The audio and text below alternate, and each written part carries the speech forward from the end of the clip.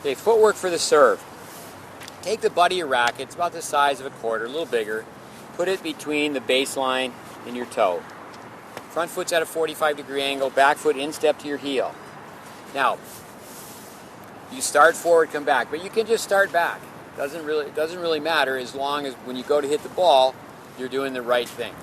Now, with years ago, John McEnroe, he said he had a bad back and he went like this and started stretching, and everybody copied him and they got a bad back.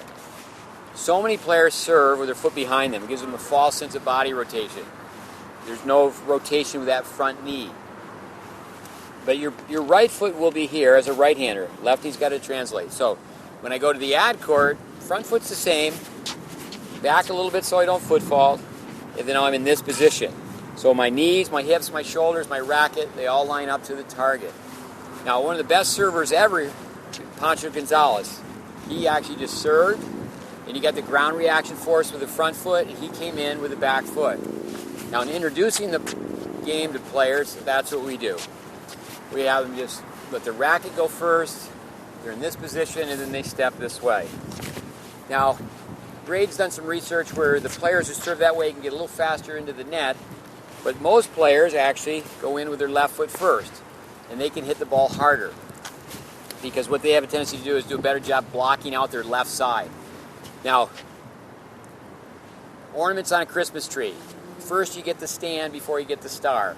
I find so many kids are bringing their back foot up like this, and many times it looks like this. Okay, what you need to do is get body rotation first, and then bring your foot up. As you bring your foot up in this position, it allows you to turn more. That's where when young players are copying servers, it's like they're doing the limbo.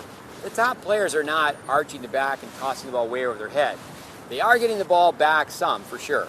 But what they're doing is they're turning so much to the right. I think it's someone like Edberg, just to demonstrate what he did on serve, you have to be very, very fit. So you come up like this, and then you just turn this much in this position. So typically what happens when people bring the back foot up is they bring their elbow down too much. But what I would say at first is you have to make sure that the player is coordinated with their upper body. But then you definitely can work on players coming in where they're in this position first, get more body rotation. Now, you can tell how far someone tosses in front by how far they land into the court. Another thing, too, is watch what the front foot does.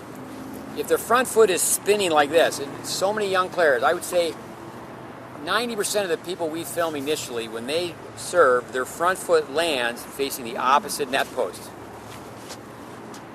And you can lose as much as 30 miles per hour on your serve when you do that. So what you want to do when you're airborne, and you are going to be airborne, you stay in contact with the ground to the last segment of the kinetic chain, your forearm snaps out.